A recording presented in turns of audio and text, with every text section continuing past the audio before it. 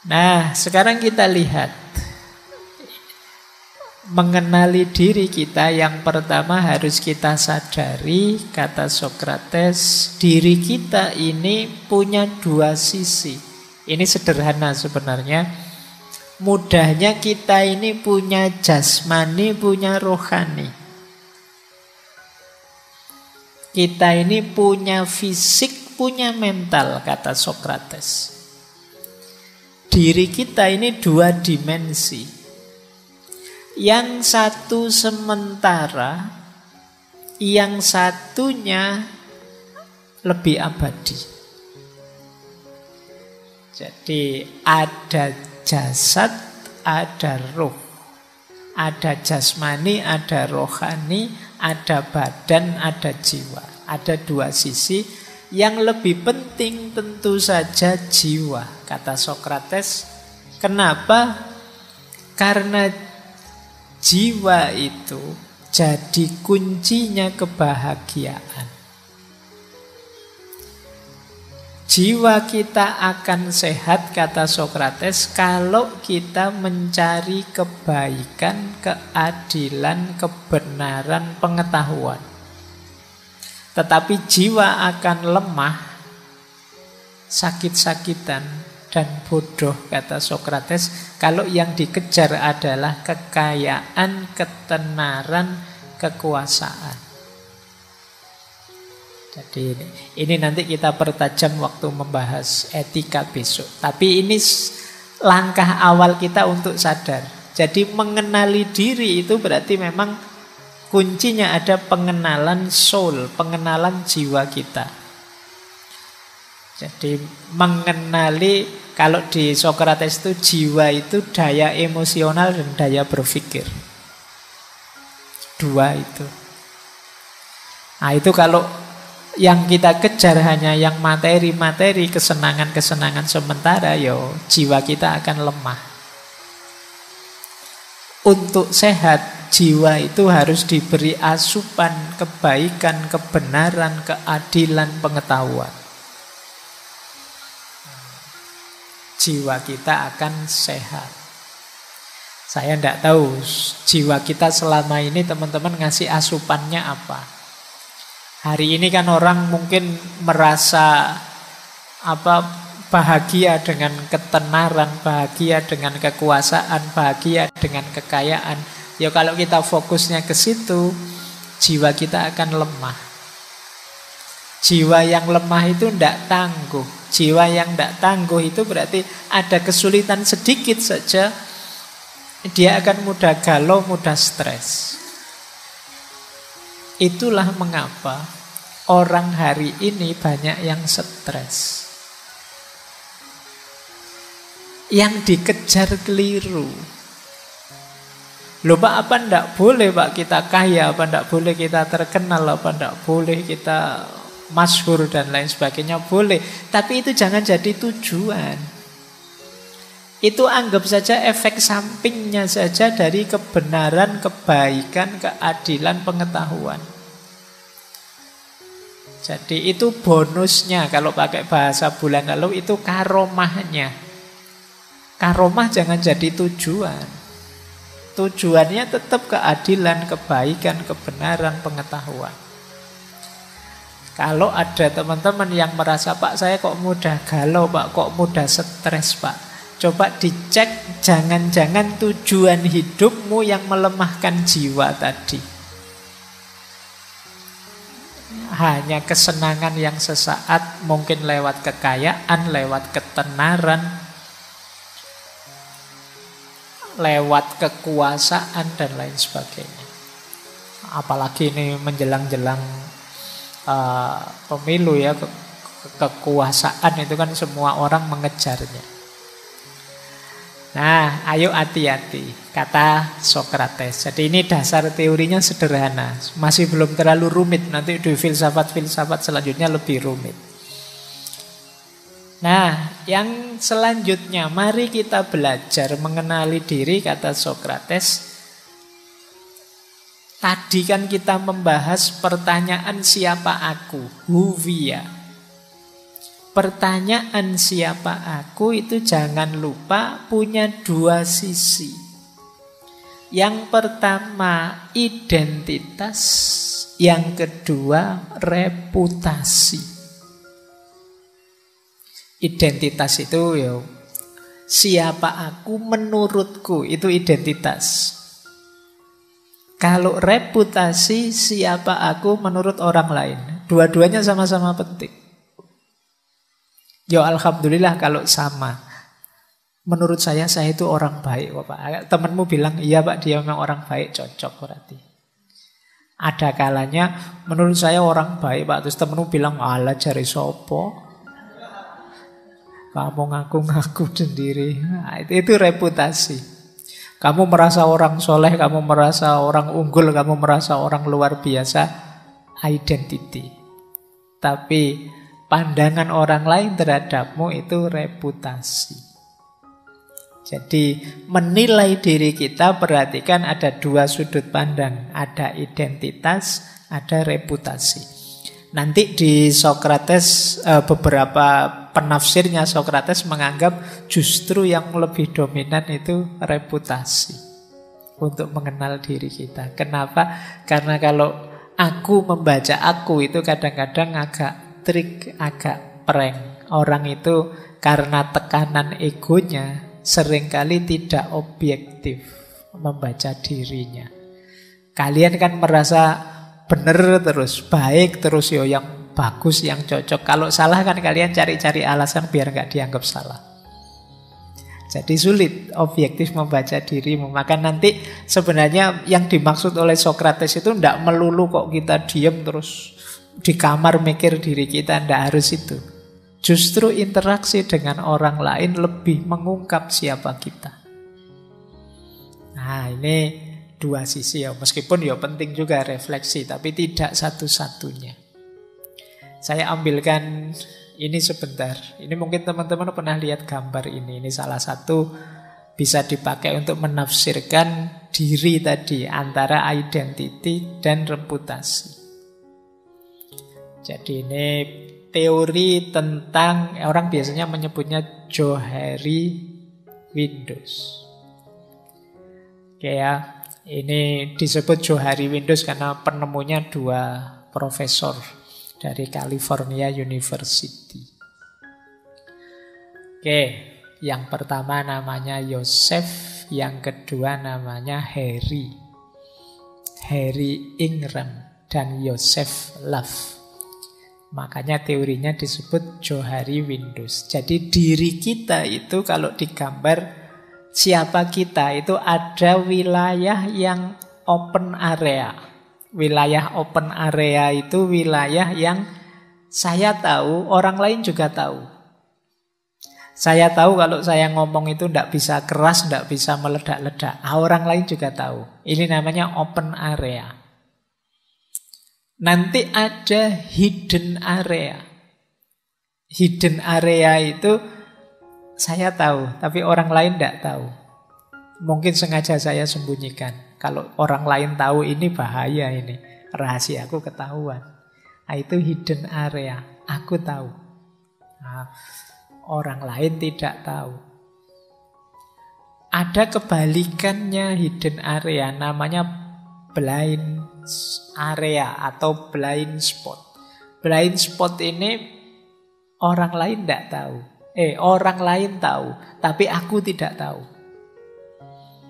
Aku ini merasa ramah loh kalau ngomong, tapi orang lain tahu. Allah, nek ngomong nyelekitnya luar biasa itu. Nah, ini namanya blind spot. Jadi yang lain tahu, aku tidak tahu. Ada yang lebih gelap lagi, dark spot, wilayah unknown. Orang lain tidak tahu, aku juga tidak tahu. Padahal itu ada dalam diriku. Nah, ya nanti kalian boleh setelah ini daftari ya. Yang orang tahu, aku tidak tahu. Yang orang coba saja. Nah, untuk tahu blind spot ya kalian harus terbuka, menerima masukan-masukan dari orang lain. Untuk tahu wilayah unknown, wilayah yang gelap, yang aku tidak tahu, orang lain tidak tahu, ya satu-satunya jalan pengembangan diri. Ternyata aku bisa nyanyi juga ya. Itu ketika kamu mau nyoba-nyoba nyanyi. Ternyata bisnis itu aku mampu juga, canggih juga aku bisa bisnis. Itu kemarin tidak tahu, orang lain juga tidak tahu. Begitu kamu kembangkan dirimu, sekarang kelihatan kamu punya bakat bisnis. Tapi orang yang tidak mau berkembang, yang sudah macet, mandek, ya tidak akan kebuka wilayah yang tidak diketahui tadi. Nah, orang yang ramah, yang temannya banyak, itu lebih mudah bongkar blind spot yang orang lain tahu, kita tidak tahu. Oke, jadi ini cara kita mengenali diri. Ternyata diri kita itu ada yang semua orang tahu, kita tahu. Ada yang kita saja yang tahu. Ada yang orang lain tahu, kita tidak tahu. Ada yang semuanya tidak tahu, termasuk kita. Coba nanti setelah ini ya, kamu daftari kira-kira saya itu yang semua tahu apa, yang kira-kira orang ngerti semua apa. Syukur-syukur ada temanmu, mungkin teman sak kamar lah, untuk bongkar blind spot itu. Yang menurutmu aku ini orang kayak gimana sih? Nah, suruh dia jujur nanti biar kalian tahu. Oh ternyata sama dengan yang aku tahu. Atau baru tahu saya kalau saya itu dianggap ceriwis. Baru tahu saya kalau saya itu dianggap usil. Baru tahu saya itu merasa soleh loh, tapi kok orang-orang nganggapnya malah sok. Nah, ini blind spot. Orang lain tidak tahu. Kita tahu, orang lain tahu, kita tidak tahu. Kita semua tahu dan kita semua tidak tahu. Coba nanti kamu cermati, kenali dirimu. Ini kalau di psikologi namanya Johari Windows.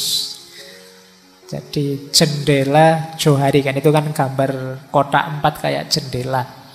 Johari itu singkatan penemunya. Baik, ini ilustrasi saja untuk memudahkan pengenalan diri versi Socrates. Nah, mengapa kemudian mengenali diri ini sulit dilakukan? Nah, ini coba kalian cermati ya, biar lebih mudah mengenali diri.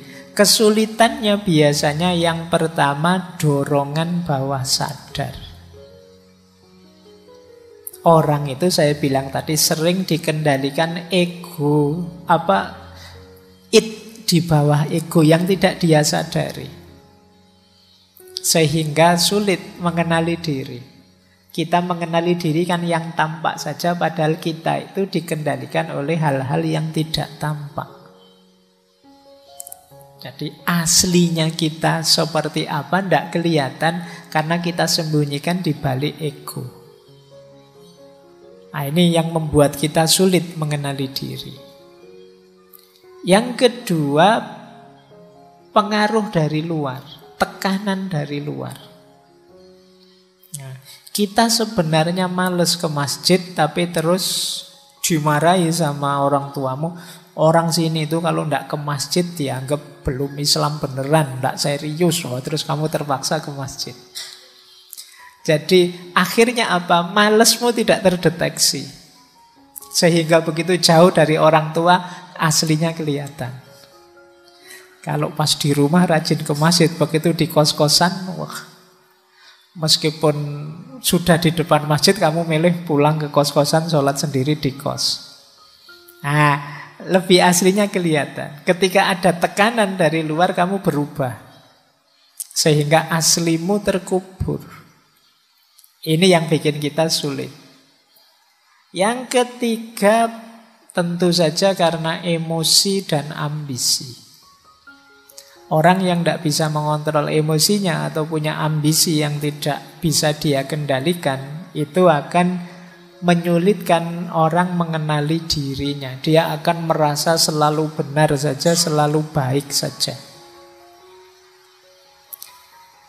Terus yang keempat, orang sulit mengenali diri karena keterbatasan pengalaman. Sekaligus yang kelima, keterbatasan pengetahuan.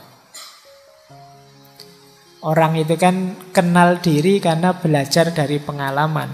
Tapi banyak orang yang lebih suka di zona nyaman sehingga pengalamannya tidak tambah, ya itu terus, sehingga sulit ekspresi dirinya tampak.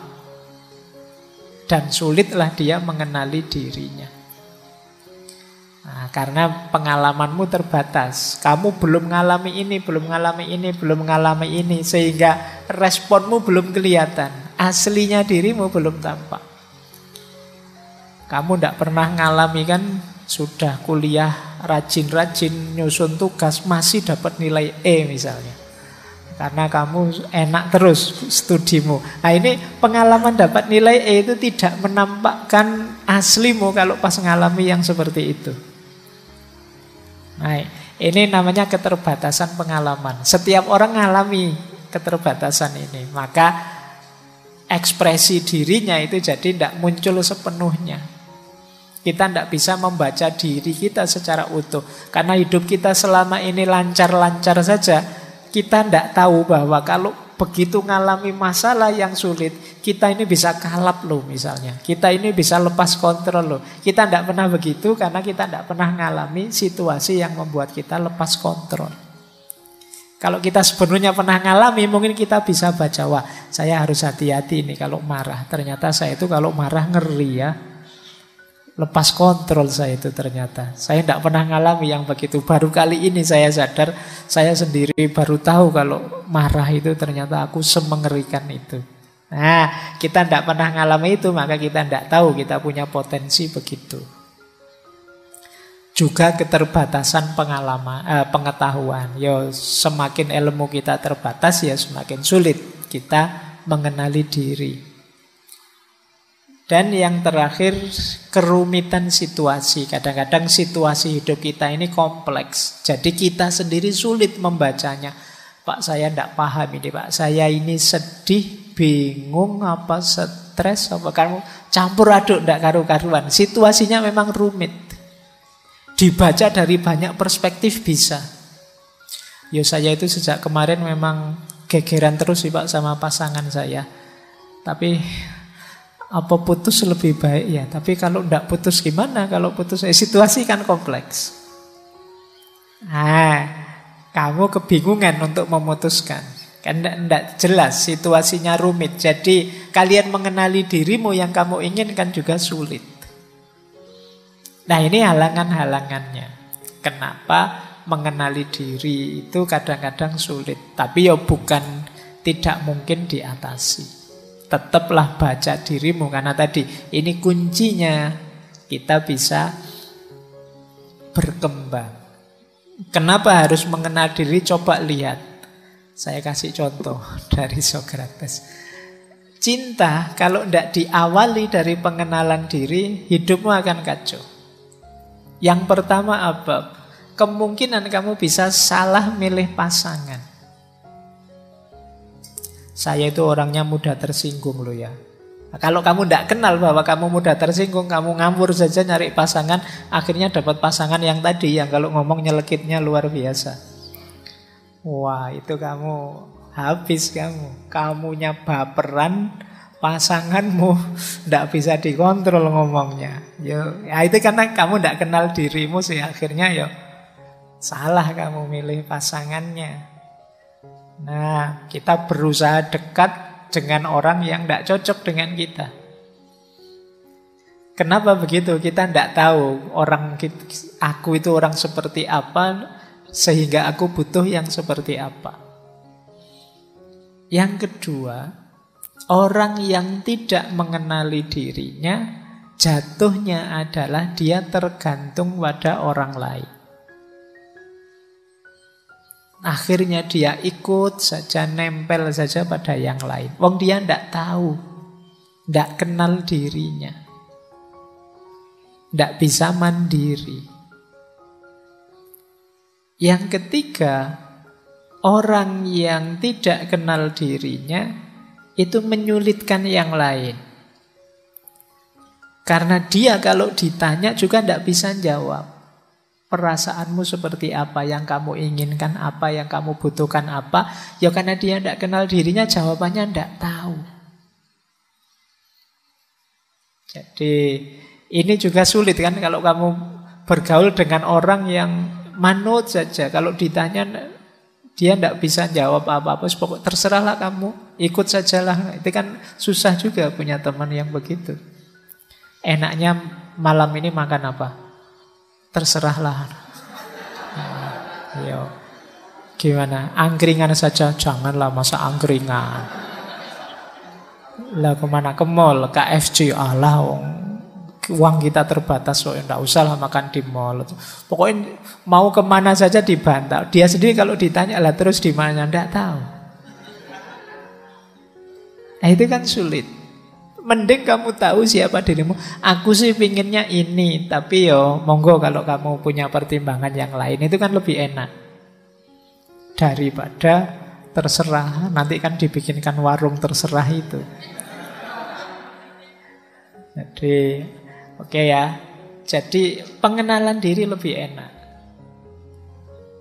Terus ya, tidak bisa merespon gejala yang muncul dalam dirimu. Karena kamu awalnya tidak kenal, ya kamu tiap hari panik, tiap hari pontang-panting dengan situasi dirimu sendiri. Kalau kamu sadar diri kan, oh dalam situasi ini saya ini biasanya baper, tak hindarilah. Oh kalau situasinya begini saya masih kuat kok, enggak apa-apa, ayo berapa kali pun saya sanggup.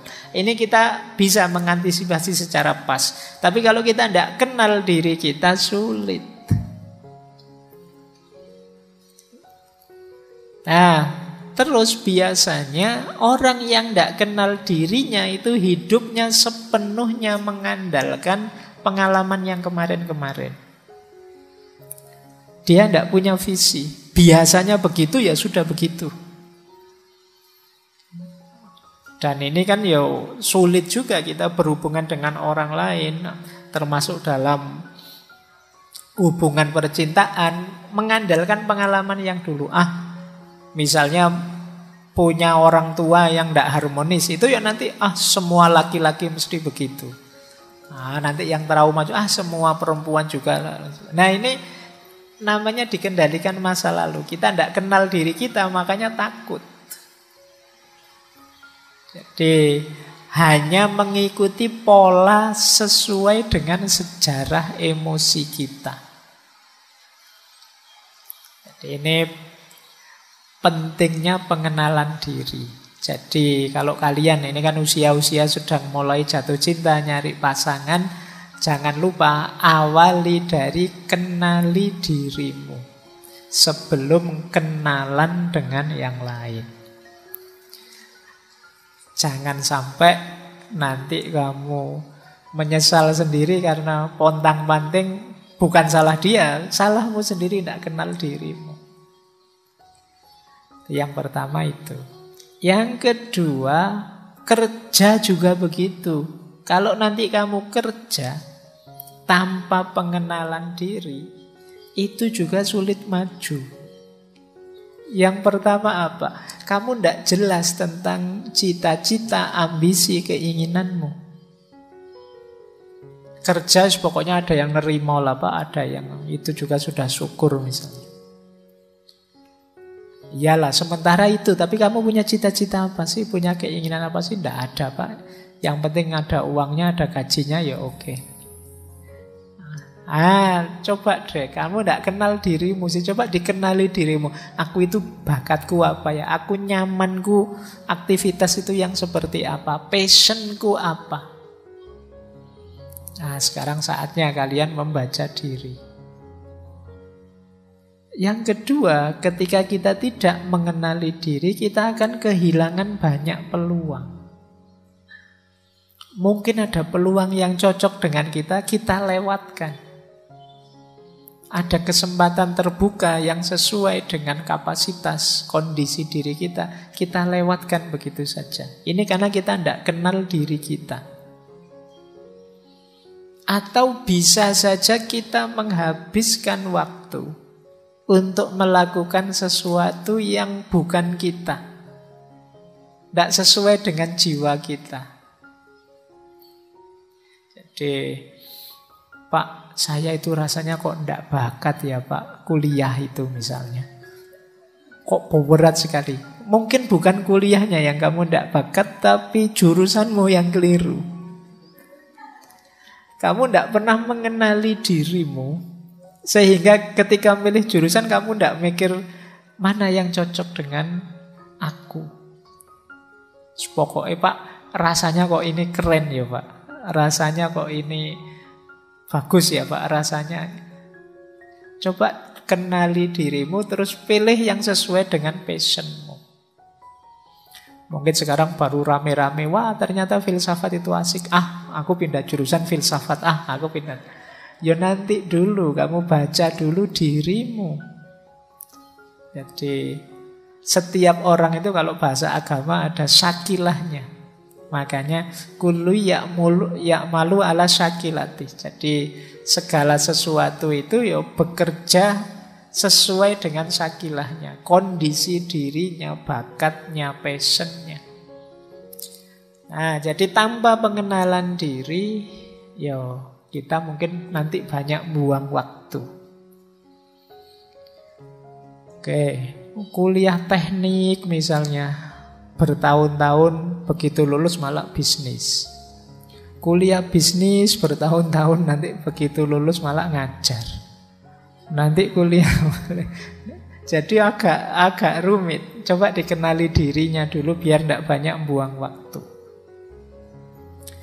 Orang yang tidak kenal diri juga seringkali jadi terlalu defensif.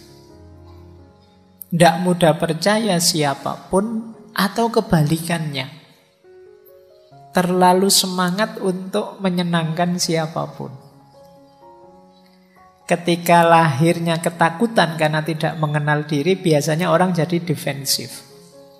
Wah ini, jangan-jangan dia membohongiku, jangan-jangan dia menjajahku, jangan-jangan dia menipuku.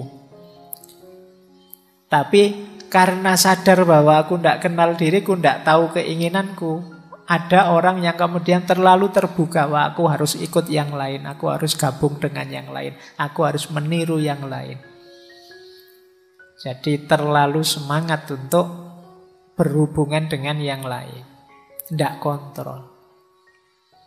Dan yang terakhir, ya karena tidak kenal diri, biasanya terus terjebak rutinitas. Pokoknya biasanya begitu lah Pak, sudah lah Pak, tidak usah mikir aneh-aneh, nanti tambah ruwet.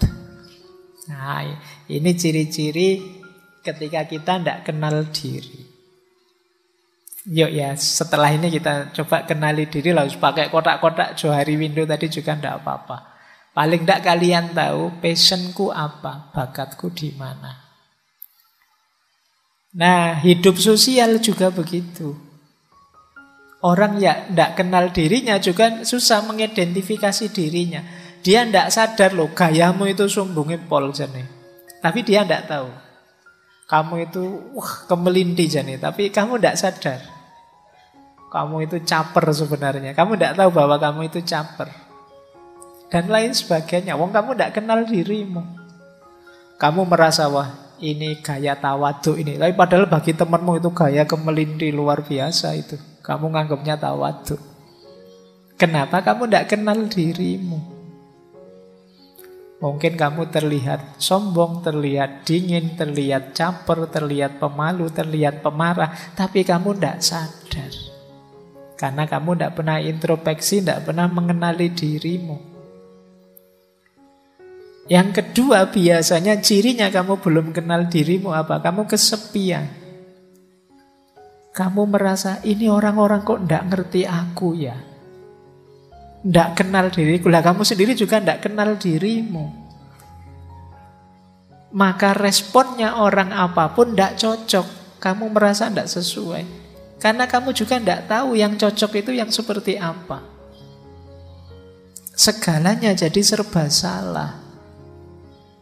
Jadi kan kadang-kadang kita merasa ini kok jadi tidak beres semua, tidak enak semua, serba salah semua. Jangan-jangan saatnya kamu introspeksi, saatnya kamu merenungi dirimu. Siapa sih aku saat ini? Mungkin kemarin-kemarin aku sudah kenal, sekarang aku ini sudah tidak itu lagi. Tapi belum pernah aku kenali diriku yang sekarang. Makanya mungkin kamu merasa kesepian. Wah, aku sudah berbuat banyak macam-macam, temanku kok cuek semua ya. Aku berusaha memahami yang lain kok tidak memahamiku ya. Mungkin yang lain juga berusaha memahamimu, tapi kamu sendiri tidak jelas. Mereka juga bingung, aku harus bagaimana padamu. Jadi ini hidup sosial yang tanpa pengenalan diri. Ya, tentu saja kalau sudah kita tidak kenal diri kita, sulit kita berempati. Wong memahami diri sendiri saja kita sulit, apalagi memahami orang lain. Jadi ini kuncinya, pentingnya pengenalan diri. Makanya tadi kata Sokrates, kenali dirimu. Jadi kunci segalanya.